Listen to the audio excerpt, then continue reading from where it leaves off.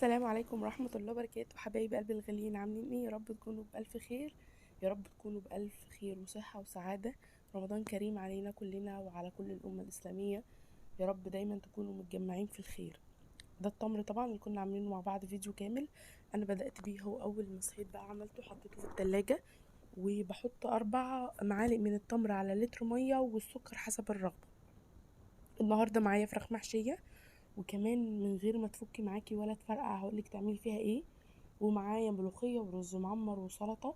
وكانت الاكله النهارده بسيطه جدا وكانت حلوه قوي قوي قوي. ده كان ده كان فطارنا النهارده. هجيب بقى بصلتين وهقطعهم كده لقطع صغيره. حابه تفرميهم في الكبه مفيش مشكله.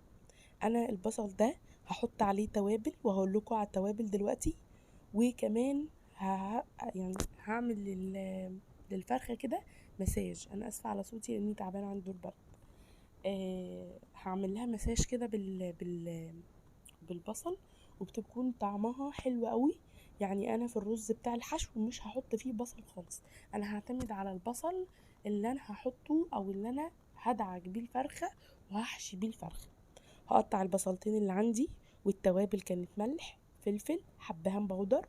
عايزه اقول لكم فكره الحبهان انه ينطحن. يعني انا جبت حبهان مصحح صحيح كده، ورحت طحناه في المطحنه الصغيره بتاعه الخلاط. بيجي كده في اكلات، بيدي تيست عالي قوي قوي قوي قوي عن الحبهان اللي ومبيبقاش ممرر. بس حطي رشه بسيطه على اكلات معينه هنبدا ندخل فيها الحبهان. جبت بقى كده فلفل اسمر وحبهان، ربع معلقه صغيره فلفل اسمر، رشه بسيطه من الحبهان، وملح وسبع بهارات. بدعك بقى جامد كده البصله بالتوابل دي كلها، وبحطها في قلب الفرخة من جوه، وما بين الوراك وتحت الجلد في عند الصدر. صراحة بدلك الفرخة كلها كده بيها. بيكون طعمها حلو، وبتاخد كده من التتبيلة. بسيبها كده يجي ساعة بالبصل اللي فيها بتشرب المية بتاعة البصل، وبتبقى طعمها تحفة قوي. وبدلكها برضو من بره كده. هشيل بقى الفرخة بتاعتي ويلا بينا نشوف هنعمل ايه تاني.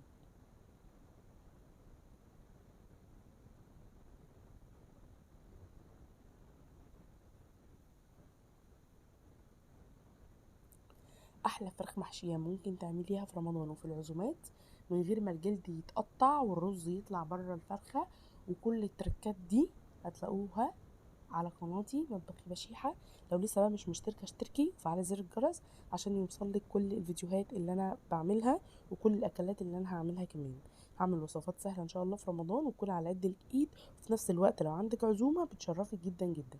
هنجيب بقى كوبايه من الرز، هغسلها وانقعها، لان كل فرخه بتاخد كوبايه واحده من الرز.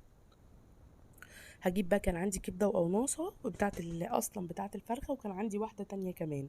رحت مقطعاهم كده قطع صغيره عشان هبدا اشوحهم في الطاسه، علشان نعمل الرز اللي بالخلطه بتاع الفرخه.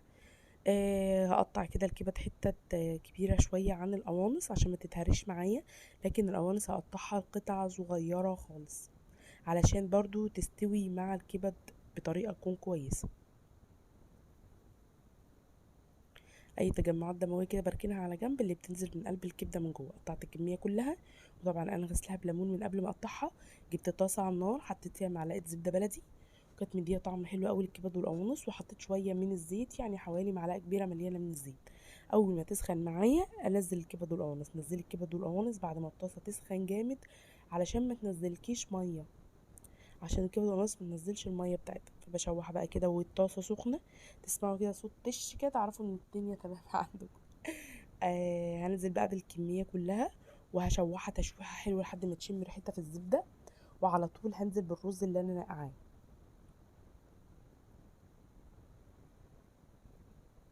انا برضو مش هحشي الفرخه بالرز كله، انا هسيب حبه اسويهم في الاخر عشان افرشهم كده في الصينيه تحت الفرخه.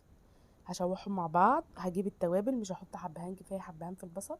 هحط قرفه، ربع معلقه صغيره من القرفه، بتدي طعم. والله بتدي طعم في رز بالخلطه، حتى للحمام ولاي حاجه تحفه قوي. حتى لو هتعملوا رز بخلطه كده. حطيت ربع معلقه صغيره قرفه، وربع معلقه صغيره بهارات وملح وفلفل اسمر، بس مش اكتر. وهشوح كل ده مع بعضه. وهحط نص الكميه اللي عندي ميه، مش هحط الميه اللي بنحطها. يعني احنا في الرز المصري العادي بنحط كوبايه الميه على كوبايه الرز. لا، انا هحط ربع كوبايه او نص كوبايه من الميه، لاني انا عايزه الرز 3/4 سوا عشان يكمل سواه في السليق بتاع الفرخه. واول ما يغلي بوطي عليه وبشيله على طول. وبعد كده بقى بناخد منه الكميه اللي احنا هنحشي بيها اي حاجه سواء فراخ او لحمه، وبعد كده بنحطه على النار تاني ونزوده حبه ميه صغيرين ونبدا نسويه من اول وجديد كاننا لسه هنسويه، بس بنقلل الميه برده عشان بيبقى واخد كميه ميه قبل كده. جبت بقى الفرخه بتاعتي وهبدا احشي اهو الفرخه من جوه، وهحشي برضو ما بين الوراك وتحت الصدر، لكن تحت الصدر بقى علشان ما يفرقعش معاكي ما تكتريش، هي معلقه واحده وافرديها بايدك بس كده هتفرد معاكي. وهبص هي معلقه واحده اللي انا حطيتها بس، ورحت على طول بفرد بايدي ببطط بايدي كده. التبطيطه اللي على الصدر دي والرز موجود بتفرد معاك الرز، بتخلي رزايه جنب رزايه، ما بيتكتلش على بعضه ويفرقع والكلام ده كله. لازم بقى تقفليها حلو جدا، ممكن تحطيها في الوقت ده في كيس حراري ومش محتاجه تقفلي بطنها، يعني مش محتاجه تقفليها بالخلل زي ما انا هقفل كده. انا قفلتها عشان انا هسلقها. لو مش هتسلقيها، بس انا كنت اسلقها عشان عايزه شوربه بصراحه للملوخيه. لو مش هتسلقيها حطيها في كيس حراري وحطيها في الفرن، بتدي طعم وريحه الشوي بتبقى تحفه فيه. بتقعد من ساعه لساعه و10 دقايق، بس هتطلع معاكي دايبه ومستويه، والرز من جوه مستوي في البخار. بصراحه انا اصلا على طول بعملها في الكيس الحراري عشان اضمن ولا حته جلده تفرقع ولا رز يخرج بره ولا الكلام ده خالص. قفلتها بالخله اللي هي بتاعه الاسنان دي، ورحت جايبه خيط ابيض من عندي وعامله كده برمه كذا مره علشان الم الوراك على بعضها، علشان لما تيجي احمرها تطلع بنفس الشكل الحلو ده.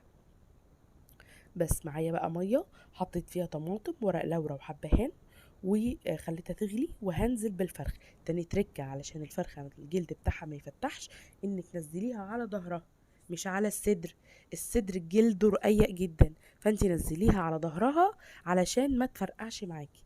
واول ما بتغلي بوطي خالص وبخلي الفراخ تستوي على درجة حرارة متوسطة علشان ما تفرقعش معايا. فهي اصلا لو عليت النار الجلد هيستوي ويفتح والفراخ من جوه هتبقى لسه مش مستوي. اصغر صينيه رز معمر عملتها في حياتي، بس برضو بقت منها. هي دي مشكله الاكل في رمضان، ان الواحد اصلا بيهتم بالعصاير واي شرب يعني، اي ميه، وبينسى الاكل يعني، بتبقى خلاص بطنك اتملت. جبت حوالي يعني كوبايتين من الرز على اصغر صينيه عندي، وحطيت معلقتين ملح صغيرين، الملح برضو حسب الرغبه، حطيت شويه من الزيت. انا السمنه بحطها بعد ما الرز بيخش الفرن وياخد وش. حطيت بقى اللبن كان سخن معايا كنت مغلياه يعني. واهم حاجه برضو عشان الرز ياخد معاكي لون حلو من على الوش زي اللي بنشوفه كده بتاع الفلاحين ده، خلي اللبن مغلي، خلي اللبن مغلي، وخلي الفرن شغال من تحت بس، وخلي الشبكه في الرف الوسطاني، وخلي الفرن سخن جدا. رشة فلفل اسمر صغيرة بتدي تست وطعم حلو جدا للرز، جربيها لان رشة الفلفل الاسمر دي بتفرق جدا في طعم الرز المعمر بالذات. حطه بقى في فرن ساخن، وهطلع بعد كده اجيب الفرخة اتسلقت، شلت منها الخيط والخلل، ورحت عامله لها الخلطة بتاعة التلميع او بتاعة الشوي بتاعتي. معلقة كاتشب، معلقة صلصة، معلقة عسل ابيض، شوية من الفلفل الاسود، وكمان شوية من الزيت وشوية من الملح. العسل بيدي لمعة تحفة جدا للفراخ. حطيت بقى كده شوية من فلفل اسمر ورشة بسيطة من الملح، وهقلب كل ده مع بعضه، وهدلج بيه الفرخة من بره ومن جوه. همسحها بكل الخلطة اللي عندي دي، وعلى طول هقوم مدخلاها تحت الشوايه. هتاخد لون الشوي، طعم الصلصه بالكاتشب بالعسل مدي طعم حلو جدا بالتلميعه دي. فجربوها في اي تحمير فراخ، هتفرق معاكي جدا، احلى من الزيت بكتير، احسن محمرها في الطاسه. بتدي ريحه الشوي كده، والاحمر الصلصه دي بتبقى لونها كده بني، او بيبقى لون الشوي الغامق ده، فبتبقى طعمها حلو قوي.